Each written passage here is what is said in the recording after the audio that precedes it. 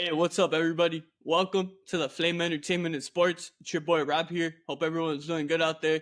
I have a fun episode for you all coming today. We're going to start off in the entertainment world, remembering one of the all-time great sitcom actors, and George Wendt, who played Norm in Cheers. Now we're going to be covering the season 50 finale of Saturday Night Live, which occurred this past Saturday with Scarlett Johansson and Bad Bunny. And then we're going to move into the sports world. We're going to give an update on the NBA playoffs as we are currently in the conference final stage of it all. Right now, as I record this, the Oklahoma City Thunder have a 1-0 lead against the Minnesota Timberwolves. Yeah, and now while I'm recording this, we're a couple hours away from game one between the New York Knicks and the Indiana Pacers in the Eastern Conference Finals. With all that said, let's start off in the entertainment world, remembering the great George Wendt.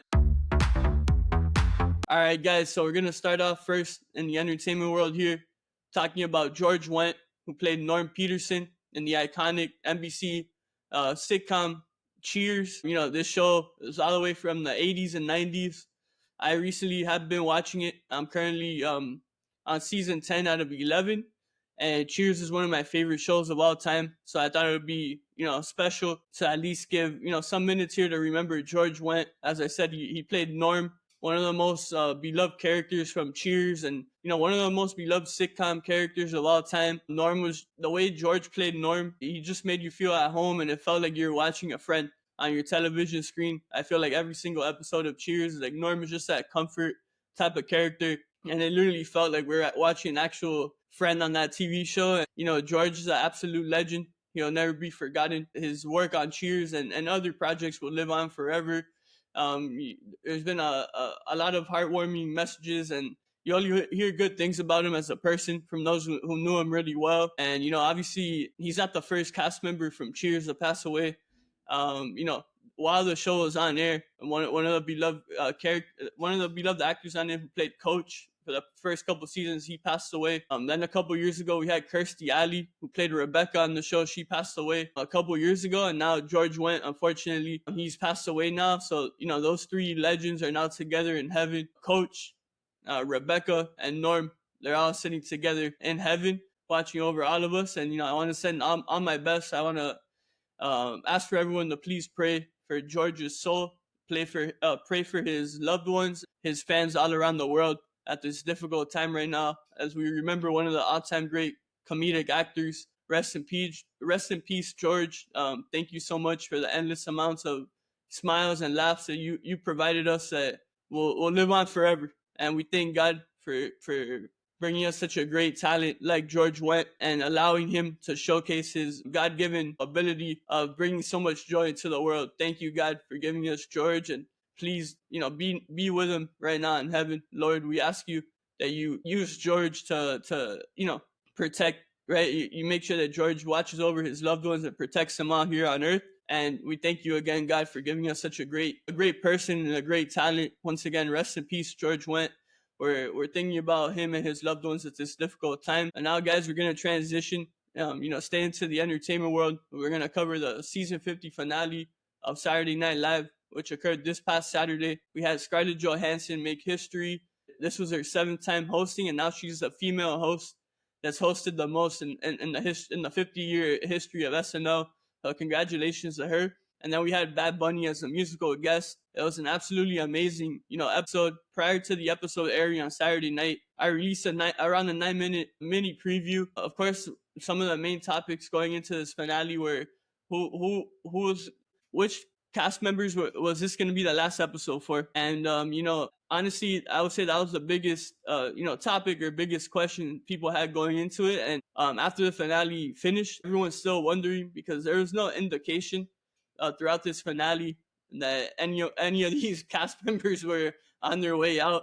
But that said, let me pull up this website here. I want to shout out snl.fandom.com, as they have a complete breakdown of all the sketches that went on in the season 50 finale. It started off with a cold opening called Trump Middle East Trip Cold Opening. So, in the past week, President Trump, he traveled to the Middle East. And, so SNL, they started off this episode with, of course, James Austin Johnson, who plays Donald Trump.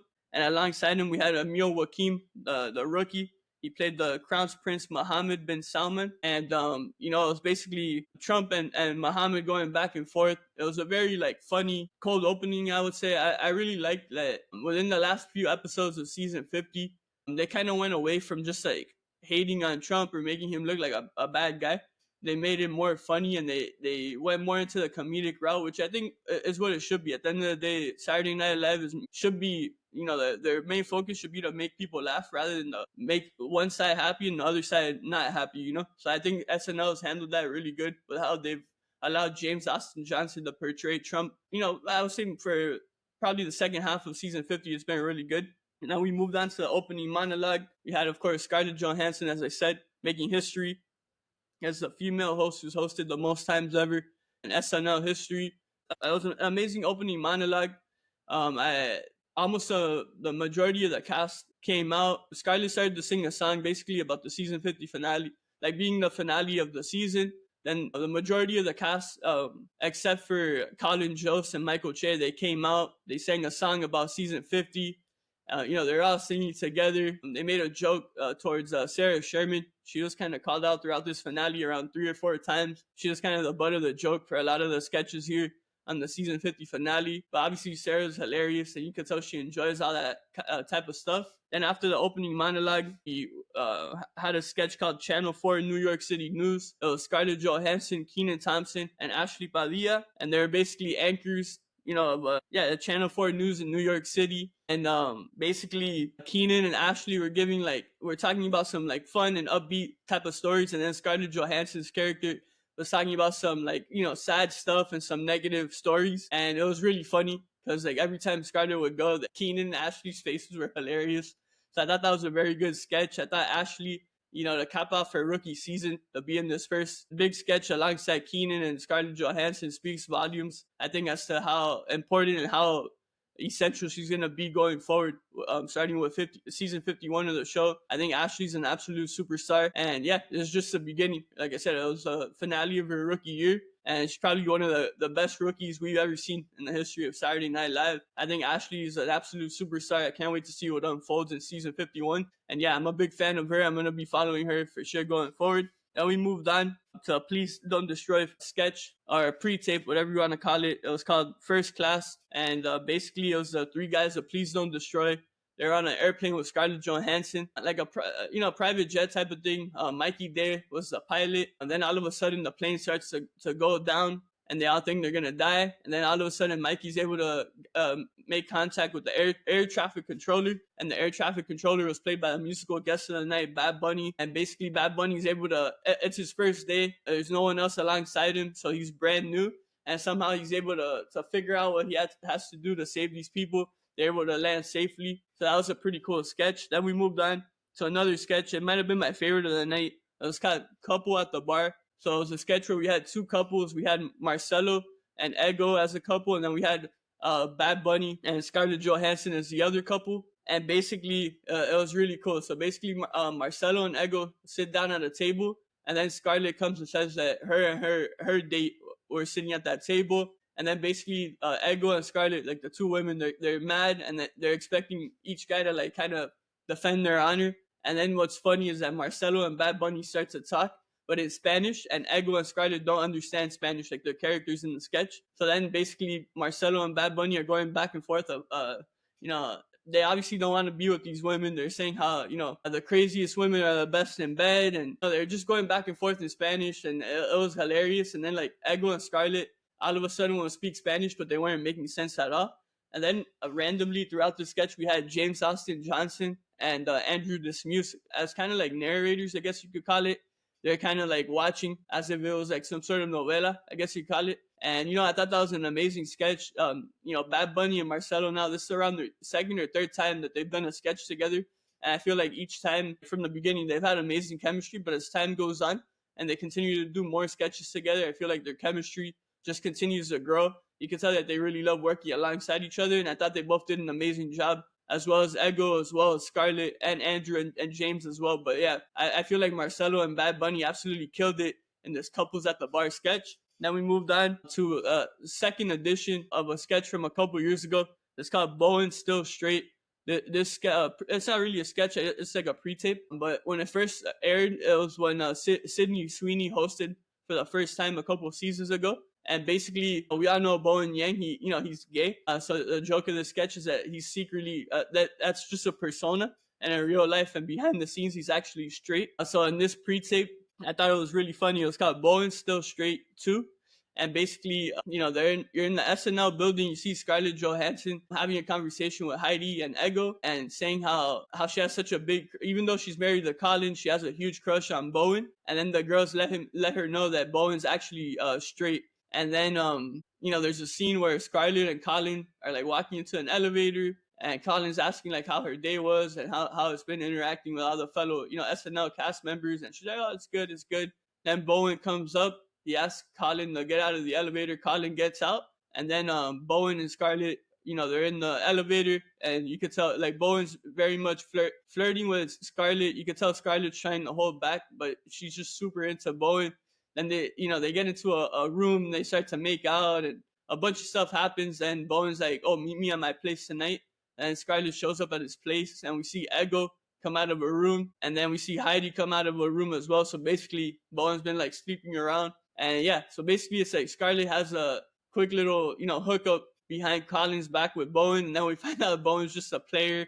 They show his apartment. He has like food everywhere. He's playing video games. As I said, he has Ego come out of one room. Heidi comes out of another. So all the girls are super into Bowen. So I thought that was a very funny pre-tape. Then we move on to celebrities in the elevator. This sketch features Scarlett Johansson, Marcello, Kenan Thompson, and Mike Myers, the SNL legend, of course, most known for playing Austin Powers. He's the voice of Shrek as well. Many other things, but I would say those are two of his most prominent projects in his career. And of course, he's an SNL legend as well. So this sketch, it started off with Scarlett and Marcello. They're basically like workers in the SNL building, I think, or I don't know if it's the SNL building or just a random work building. And then Mike Myers comes in, and then Marcello starts freaking out like, oh man, you're Mike Myers, I'm such a big fan. Then Marcello exits the elevator, then Scarlett starts freaking out. She's like, oh, Mike Myers, I'm a big fan. Me and my friends love you. I think she said in Shrek or something like that. And he's like, oh, that's very nice, but very weird. And then Scarlett leaves the elevator, and then Kenan Thompson comes in as Kanye West. And this goes back to like the early 2000s, where I believe it was like a hurricane relief type of commercial. And it was Mike Myers and Kanye West. And Kanye has a famous line where he says that George Bush, who was president at the time, doesn't care about black people. I'll say this sketch, like the idea and the premise of it was very good. But I feel like the execution of it, I guess you could call it, was like, it was okay. Like, it wasn't horrible. Like, it was funny. I feel like every sketch to me, I'm not gonna lie, even if it's not amazing, I'm always gonna laugh and enjoy it in some sort of way.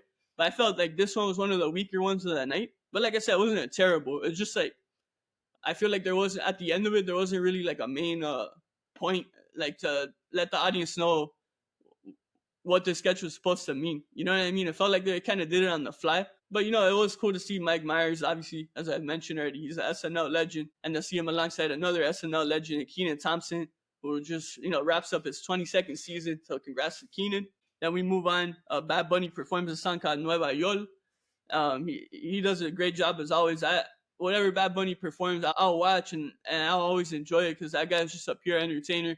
Always does a great job, and you could tell how genuinely he loves being on SNL every time he's there. Of course, he's been on it as a host, as a musical guest. He was a big part of the SNL 50th anniversary, celebration.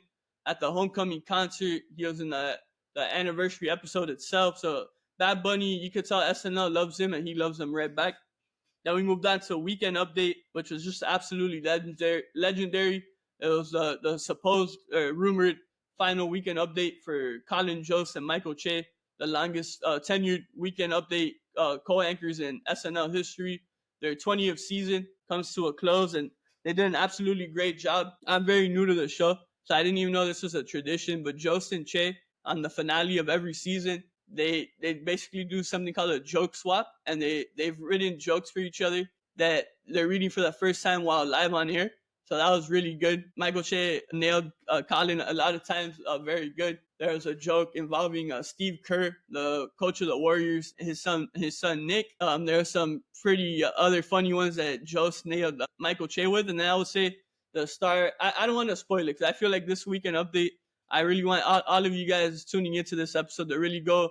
SNL did post it on their Instagram at NBC SNL. I'm sure on TikTok as well, and probably on YouTube too. But yeah, please go watch the full weekend update from the season 50 finale. I don't want to spoil any of the jokes. It was absolutely amazing. But yeah, then it ended with Scarlett Johansson joining the desk alongside Michael Che and alongside, her husband, Colin Jost. And Colin had Michael apologize to Scarlett for some past jokes he said about her on the weekend update desk. And yeah, it was just amazing to see the three of them on that stage. And you can really tell the tight bond that, that Colin and Michael have. And, you could tell that Scarlett is also part of the bond as well, being that, of course, she's Colin's wife.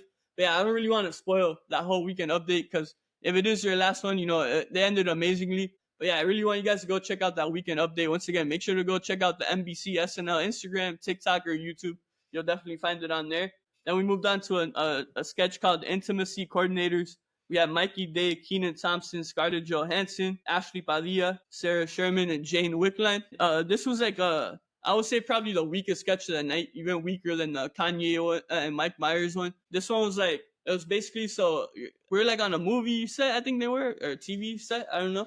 And basically Kenan and Scarlett Johansson played like intimacy coordinators, and there's a scene coming between like lesbians, so two women. And then Kenan and Scarlett like couldn't figure out how, lesbians can make love, basically. I felt like it was like, I don't know. It was kind of like an unnecessary sketch. I feel like it might have been like a recycled one maybe from a couple years ago or early in the season. And it was the finale, and I felt like the writers maybe or whoever decided on it were kind of just like, you know what, let's just throw it in there and see what happens. So, it was all right. It was like not horrible, but it was kind of like the Kanye one, I guess, that it was kind of like, I didn't really understand the point of it. So yeah, now we moved on to a really funny one as well called TV Takes. And it was Scarlett Johansson and Bowen Yang.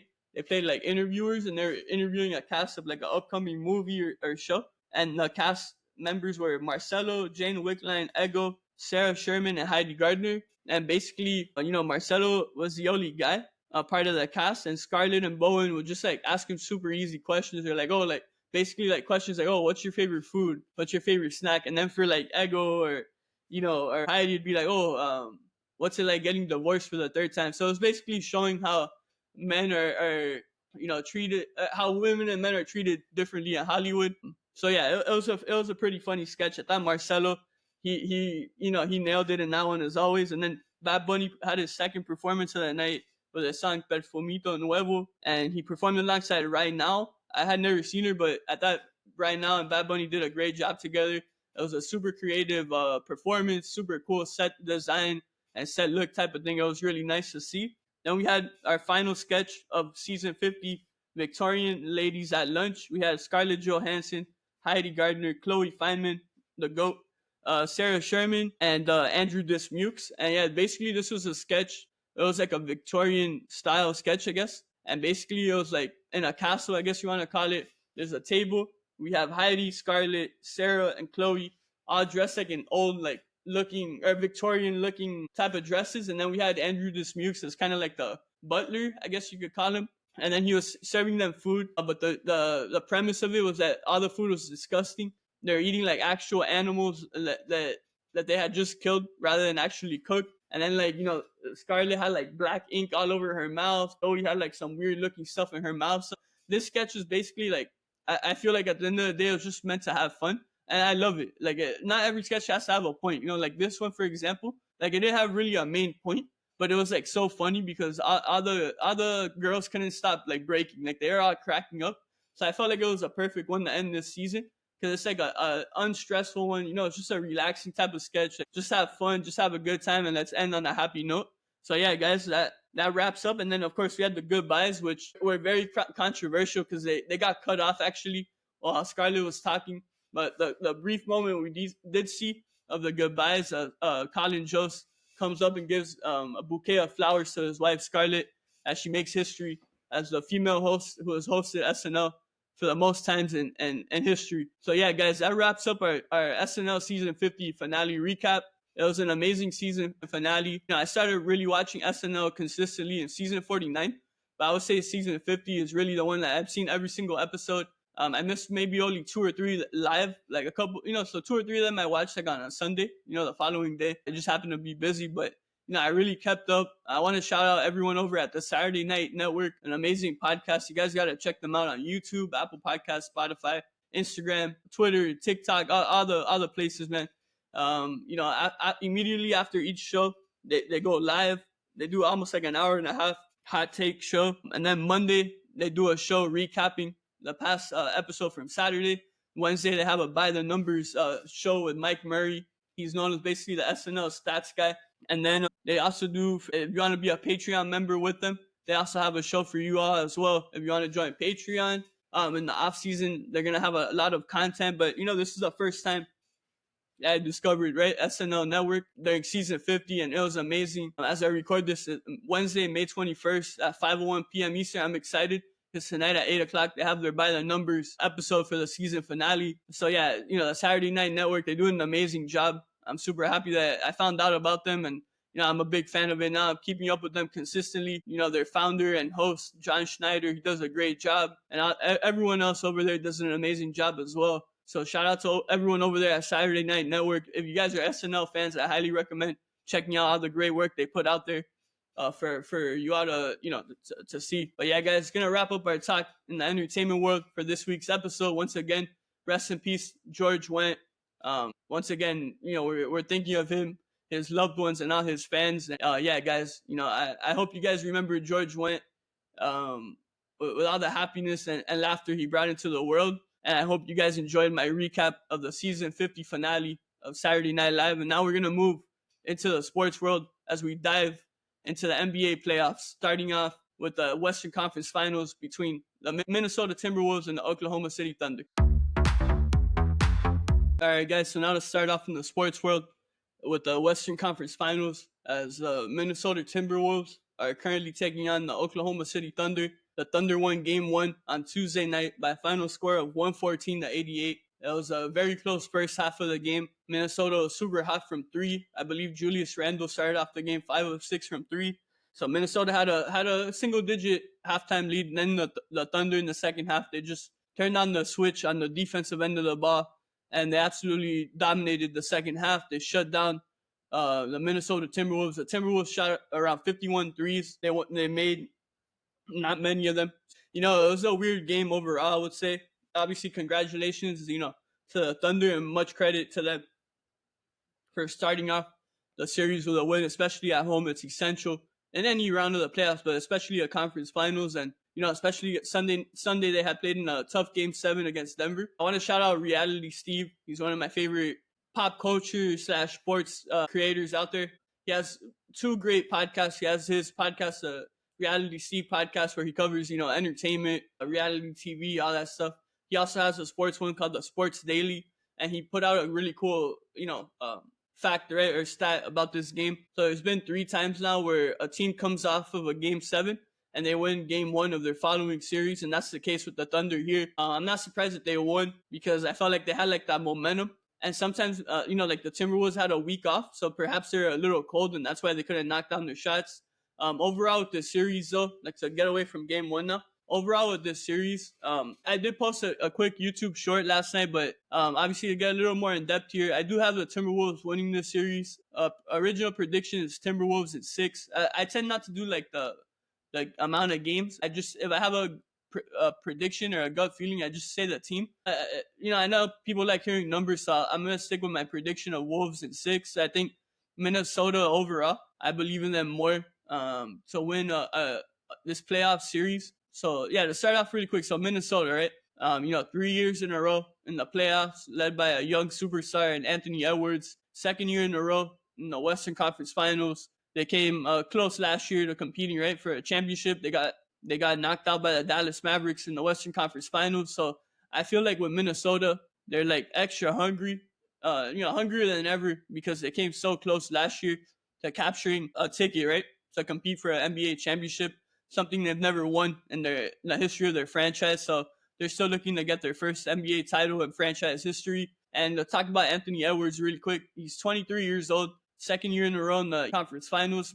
But he's not just a normal, young, and exciting player, right? That, all the time we see, oh, this guy, he's so young, and look how much he scores, look how much he does. And then you get to the playoffs, and it's kind of like, oh, he's okay. But I feel like Anthony Edwards is different. I feel like he has like, I don't know if you call it a certain type of gene where he's kind of like a Kobe, kind of like a Wade, where you know those guys from the beginning of their career, whether in the playoffs, you could just tell they're made for the moment. And I feel Anthony Edwards is one of those rare type of guys that comes along every once in a while. So I feel like Minnesota's going to be able to turn it around after, a rough game one, a rough start to this series. As for the Thunder, best defense in the league, one of the best defensive seasons by a team in NBA history. Sam Presti, of course, done a masterful job of not only accumulating all the draft capital he's accumulated over the years, but actually executing and drafting amazingly talented players, amazingly talented guys that fit besides one another. They've hired a great young coach, Mark Dagna. It's his 5th season. He kind of came out of nowhere. No one really knew who he was. And in 5 years, he's done a tremendous job coaching OKC. Of course, they're led by the guy who's most likely going to be the MVP this year, and Shai Gilgeous-Alexander. He's had an incredible career ever since he entered the league with the LA Clippers. And I mean, with the Thunder, he's just been unbelievable. He's only 26 years old. You look at everything he's done already. He's leading this team. He's the clear leader of that team. He's doing an amazing job. I love Jalen Williams. I'll say he's like the Robin, right, to SGA's Batman. And, Jalen Williams, elite defender. And when you need him to deliver on offense, he steps up and does it. Chet Holmgren, the list goes on. Minnesota, I already talked about Anthony Edwards, but of course they have Julius Randle, who has always been doubted in the playoffs because he hasn't greatly performed. But I've always been a believer in Julius Randle. He had a great first half of game one, not too good of a second half, but I think he'll bounce back and be fine. Rudy Gobert, I want to shout him out. He was one of the rare bright spots for Minnesota in game one. He's been tremendous. I haven't always been the biggest fan of him, but I would say this current playoff run with Minnesota, he's done a tremendous job. He's just an absolute mismatch nightmare, specifically in the rebounding department. And that's something I want to get into. I think Minnesota, for game two, they should focus more on driving in, on feeding the big men down low, because Gobert is able to get a lot of offensive rebounds. Obviously, I know the Thunder are tough. Obviously they have Hardenstein and Chet Holmgren, like 2 7-footers together. But I feel like in Minnesota, you still, of course, you gotta still take some threes, but like I'll say, cut down the 3-point attempts maybe by half of what you did in game one, and focus a little more on driving in, trying to draw fouls. With Anthony Edwards, with Jalen McDaniels, with Nickeil Alexander-Walker. I feel like driving in and drawing fouls could also lead to three-point attempts being more open than usual. So yeah, those are a couple of things I wanted to mention, and then to move on to the other conference finals as they start tonight. You're listening to this on a Thursday, but they start Wednesday night in New York. We have the Indiana Pacers taking on the New York Knicks. 2 very hard-fighting teams. I enjoy watching both of them very much. Indiana, 2nd consecutive year in the Eastern Conference Finals. They lost last year to Boston. Rick Carlisle, 3 years in Indiana, two trips to the Eastern Conference Finals. He was an amazing coach with Dallas. Of course, he went to, he beat the Heat the first year, the Big Three in the finals. And I've always loved Rick Carlisle. I was shocked a couple years ago when Dallas let him go. Supposedly there was some turmoil, some internal turmoil, and it kind of looked too that they just wanted to kind of push him out to put up Jason Kidd, which, it is what it is. Kid did go to the finals last year, and he hasn't been dealt the best hand. But I am a big Rick Carlisle fan. You look at what he's done in Indiana. Their GM, Kevin Pritchard's done a tremendous job trading for Tyrese Haliburton and Pascal Siakam, 2 all-star players, and drafting, Nembhard and a couple of those guys there that they've got in the steals. They traded for Naismith a couple years ago from Boston. They acquired Naismith and a first-round pick in exchange from Malcolm Brogdon. Brogdon right now, this past season, didn't even play. He was hurt. So, the front office in Indiana, I don't think has gotten enough credit for what they've been able to accumulate and put out there. And Rick Carlisle as well has done a great job. And in this series, I have the Pacers winning in 5 games. I know that the amount of games may be shocking. Like I said before, when I was talking about Minnesota and OKC, I'm not the biggest in terms of like, and how many games, but I'm just putting out a number there. But I do have Indiana winning the series overall. Like I said, 2 of the hardest fighting teams in the NBA. I enjoy watching both teams very, very much, but I'm giving the edge to Indiana here. I just feel like, just like with Minnesota being so close last year, I think Indiana being so close last year, a lot of people thought it was like a fluke. They didn't really take them serious, and now they're back at it this year. They're like, okay, you guys think we're still a fluke? This is our 2nd year here, but we don't care what you guys think. We're going to show you on the court. I just feel like they're going to have that extra chip on their shoulder. Tyrese Haliburton, one of the best players in the whole NBA, one of the greatest leaders, one of the best guards in the league, one of the best three-point shooters. And then Pascal Siakam, of course, a championship experience from that championship team in, what was it, 2019, I believe, with the Toronto Raptors. He absolutely did amazing in that whole playoff run, especially in the finals, alongside Kawhi Leonard, Kyle Lowry, Norm Powell, and all those guys in Toronto that year. That was a great team to watch. But yeah, and then you have like Miles Turner, man. He's always been a great player for Indiana. I think Obi Toppin, the former Knick, actually going against his former team. I think he might get some more minutes than people expect in this series, because the Knicks are a pretty big team and they have a lot of wings out there. But I feel like Obi, he's a big man, but I think he's able to keep up with wings. So don't be shocked if Carlisle goes to Obi in this series more than he has done in the previous two series of the playoffs this year. And yeah, then for the Knicks, Jalen Brunson, just like Halliburton, one of the best players in the league, one of the best leaders, the clutch player of the year. That guy is just a real deal. When you need him, when the game's on the line, whatever it may be, he's going to come through for you. He's going to do whatever it takes to help the team win.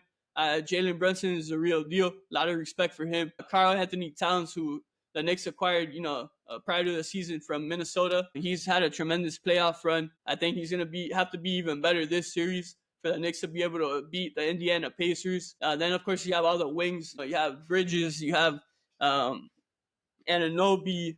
And then you have Josh Hart. They don't really use a lot of bench guys. Mitchell Robinson, I want to give him his love. Just like I was talking about Rudy Gobert as a rebounding mismatch nightmare, Mitchell Robinson's been the same in these playoffs for the Knicks. That guy's just like an offensive rebounding machine, it seems like. So yeah, overall, as you could tell, I love both of these teams. I'm giving the edge to Indiana. You got to pick one team at the end of the day, and my gut is telling me that the Pacers will do it. It is going to be cool. The last time these teams met in the conference finals was in, I believe, the 99-2000 season, where we had Reggie Miller on the Indiana Pacers. And Reggie's going to be calling other games in this series for TNT. So that's a pretty cool little element to add some more drama and intrigue and that type of stuff to the series. But yeah, overall, I'm picking the Wolves in 6, the Pacers in 5. Overall, congratulations to these 4 final teams standing. You guys have fought your asses off. You've competed like crazy. All the coaches, all the players, you've done a tremendous job. Now you have a huge opportunity in your hand you have the chance to capture a ticket into, potentially capturing an NBA title. As I mentioned already, Minnesota's never won one. Indiana, they've never won one. The Thunder, they've never won. Technically, the Seattle Supersonics won one, but ever since they've been in Oklahoma, they haven't won one. And then the Knicks haven't won one since 1973, just like my Miami Dolphins. But yeah, guys, with all that said, that's going to wrap up our sports section / NBA playoffs update. Hope you guys enjoyed it. All right, guys, thank you so much for tuning in to this week's episode of the Flame Entertainment and Sports. I hope you guys enjoyed, our little tribute there to George Wendt, aka Norm from the hit, sitcom Cheers. Hope you guys enjoyed our talk on the SNL 50 finale, our NBA playoff update as we got into our thoughts on both conference final series between the Wolves and the Thunder and the Pacers and the Knicks. Make sure to keep up with us on Instagram and TikTok at @theflame_ES. Until next time, everyone, take care.